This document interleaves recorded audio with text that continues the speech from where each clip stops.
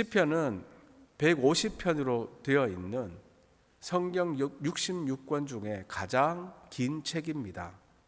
그런데 이 시편을 자세히 보면 5권으로 나누어져 있습니다. 구약 성경의 첫 5권인 모세 오경에 맞추어서 5권으로 시편을 편집한 것입니다. 오늘 읽은 시편 73편부터 시편 3권이 시작됩니다. 그러므로 시편 3권은 모세 오경 중에 레위기에 해당합니다. 그러니 예배와 성소에 관한 시편들입니다.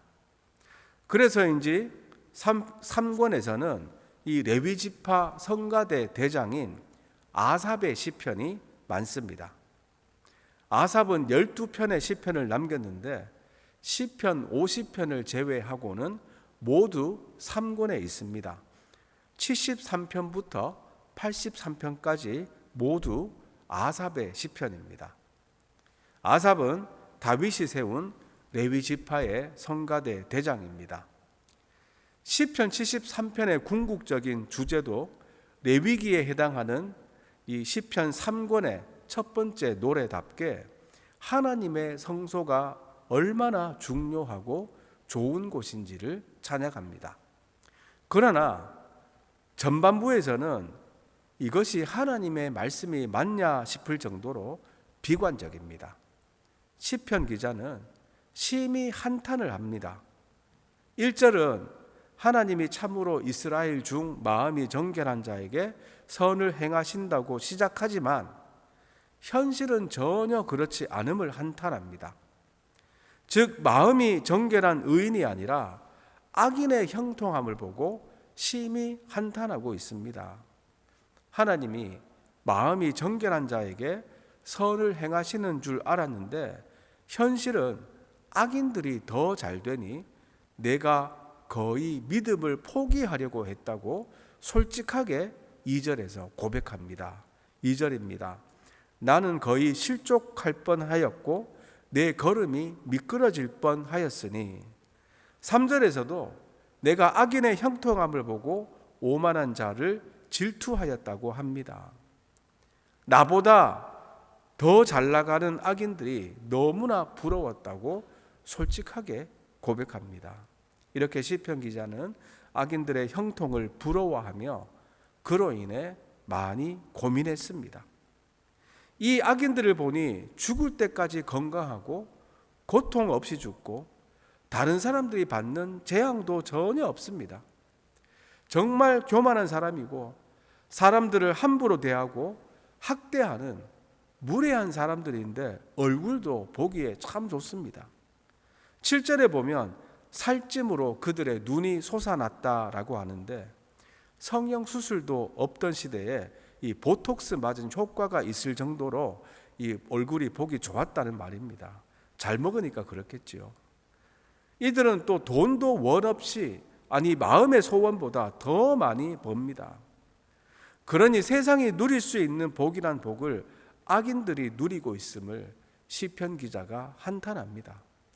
뿐만 아니라 이 악인들이 하나님께 아주 도발적인 말도 서슴없이 합니다. 11절입니다. 말하기를 하나님이 어찌하랴 지존자에게 지식이 있으랴 하는도다. 지존자라는 하나님도 하늘에서만 하나님이지 이 땅의 일은 하나도 모르는 분이라며 조롱하는 것입니다. 이 땅에서는 하나님이 아니라 내가 최고라고 하면서 하나님을 무시하고 있습니다. 시편 기자는 왜 이런 악인들은 항상 평안하고 재물은 더 많냐며 하나님께 따집니다. 그런데 여러분, 이런 모순된 상황 속에서도 하나님의 선하심을 기대하는 것이 믿음입니다. 지금 당장 하나님이 보이지 않고 하나님이 악인의 편인 것처럼 느껴지더라도 그 가운데에서도 하나님이 일하고 계심을 믿으시기 바랍니다. 사실 악인들은 그들의 부와 형통으로 인해 교만해지고 강포해질 수밖에 없습니다. 그리고 그들의 교만과 강포는 반드시 하나님의 진노를 부르게 되어 있습니다. 하나님이 제일 싫어하시는 것이 바로 교만 아닙니까?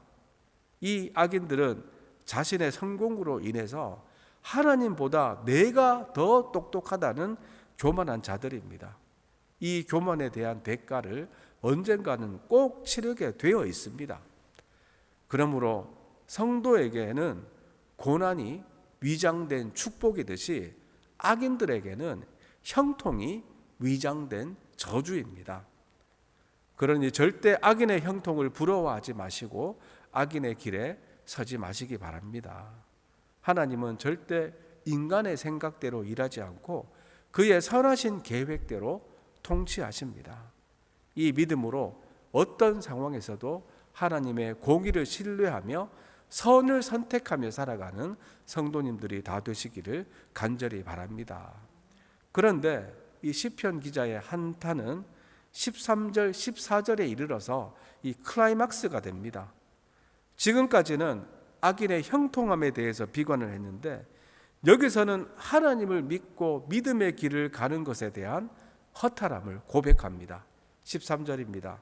내가 내 마음을 깨끗하게 하며 내 손을 씻어 무죄하다 한 것이 실로 헛되도다. 내가 제사드리고 회개하는 것이 무슨 소용이 있느냐는 것입니다. 내가 그렇게 정결하게 살려고 했는데 내가 얻은 것이 무엇이냐는 허탈감입니다. 14절입니다. 나는 종일 재앙을 당하며 아침마다 징벌을 받았도다. 내가 그렇게 열심히 하나님을 찾으며 신앙생활을 한다고 했는데 나만 항상 재앙을 당하고 징계를 받는다는 불평입니다. 여기까지만 보면 거의 신앙을 포기하는 사람의 넋두리입니다. 그런데 이 시편은 여기서 끝나지 않지요. 이 시편 기자가 후반부에 들어가서는 완전히 변화됩니다. 어떻게 변화되었는지가 15절부터 나옵니다. 결국 시편 기자는 하나님의 성소에 들어가서 악인의 종말을 깨닫게 되었다고 합니다. 그렇습니다. 시편 기자는 부조리한 세상에 대한 해답을 성소에서 찾았습니다. 성소에 나아가 하나님을 바라보는 자가 눈에 보이는 현실이 전부가 아님을 깨닫습니다. 악인들은 갑자기 파멸할 것이고 영원히 멸망할 것입니다. 악인들은 스스로 속은 것입니다. 하나님은 악인들을 정말 위험한 곳에 두시고 멸망에 이르게 하실 것입니다. 그들의 종말을 알게 된 시편 기자는 자신이 짐승처럼 어리석었음을 깨우치고 회개합니다. 여러분, 우리들도 이런 허무함이 들 때가 있지 않습니까? 악인은 항상 평안하고 의인은 종일 재앙받는 것 같은 느낌이 들 때가 있습니다. 그럴 때 여러분, 다른 곳에서 한탄하지 마시고 오늘 시편 기자처럼 성소에 나와 하나님께 기도하며 모든 것을 다 쏟아내시기 바랍니다. 하나님은 우리의 솔직한 한탄을 다 들어주시고 위로해 주실 것입니다. 그리고 온 세상의 주권자이신 하나님을 믿어야 합니다. 악인이 평안하고 번성한 것도 의인의 고난과 재난을 당하는 것도 모두 하나님의 통치와 섭리 안에 있음을 믿으시기 바랍니다. 사실 어떤 일이든 중요한 것은 마지막 아닙니까? 경기가 끝나는 마지막 순간에 이겨야 이기는 것이지 중간에 아무리 큰 점수차로 이기고 있어도 마지막에 지면 진 것입니다. 때로는 의인들이 지고 있고 악인들이 이기고 있는 것처럼 보이지만 그것은 경기의 중간 부분일 뿐이고 최후 승리는 예수 믿고 의인된 성도들에게 있음을 믿으시기 바랍니다. 하나님은 모든 것을 아시고 저 멀리까지 보고 인도하시지만 우리들은 모든 것을 알지 못하고 바로 눈앞에 있는 것만 보기 때문에 하나님의 선하심과 인도하심을 착각할 때가 있습니다. 그러나 결국에는 합력하여 선을 이루시는 하나님의 섭리가 있음을 믿고 어떤 고난이든 잘 이겨내시기를 간절히 바랍니다. 또한 오늘 본문을 통해서 예수 믿으면 무조건 복 받는다는 기복주의 신앙이 얼마나 비성경적인 것인지를 깨달으시기 바랍니다. 믿음이 좋은 사람은 복받고 믿음이 안 좋은 사람은 고난받고 이렇게 고생하는 것이 아닙니다. 오늘 시편 기자도 참 정결하게 살려고 했는데 복이 아니라 고난만 받았습니다. 그러므로 다른 사람에게 안 좋은 일이 있다고 해서 그 사람이 큰 죄를 지어서 그런 것이라고 단정 지으면 절대 안 됩니다. 물론 그럴 수도 있지만 그것은 본인과 하나님만 아는 것이지 타인의 형편은 우리가 알 수 없기 때문에 절대 타인을 판단하고 평가해서는 안 됩니다. 고난 중에도 우리가 알지 못하는 하나님의 뜻과 하나님의 때가 있음을 겸손하게 받아들이는 성숙한 성도님들이 되시기를 바랍니다. 세상은 계속해서 불을 쌓고 선택지를 넓히며 미래를 위해 준비하라고 합니다. 그런 소리에 귀 기울이면 나를 향한 하나님의 고유한 돌보심을 의지하지 않은 채 내가 정한 축적의 수준을 유지하겠다는 생각에 사로잡히게 됩니다. 그러나 선택지가 많을수록 좋다거나 사람의 눈에 안정적인 것, 확장과 풍요가 하나님의 방법이라는 말은 성경 어디에도 없습니다. 하나님은 주시기도 하시고 가져가시기도 하시는 과정을 통해 일하십니다. 축적만을 위해 살다가 순식간에 죽음으로 붕괴될 우리 인생을 불쌍히 여기시고 자신을 죽음에 던져 우리를 보호해 주신 분이 예수님입니다. 만물의 주인이신 예수님은 자신을 위해 부를 축적하지 않으셨습니다. 하나님 아버지와의 교제를 혼자서만 누리지 않으셨습니다. 축적하기는커녕 하나님의 공급하심을 믿고 모든 것을 버리셨습니다. 그리고 죽음을 이기고 부활하심으로 우리에게 영원한 축적을 주셨습니다. 영원한 복의 축적을 가능하게 하신 예수님이 지금 나의 삶에 의미 없는 붕괴를 허락하지 않을 것이니 안심하시기 바랍니다. 그리스도인은 순간의 높낮이로 자신의 삶을 판단하지 않습니다. 하나님을 예배하는 것이 생존 기반이자 영원한 기쁨입니다.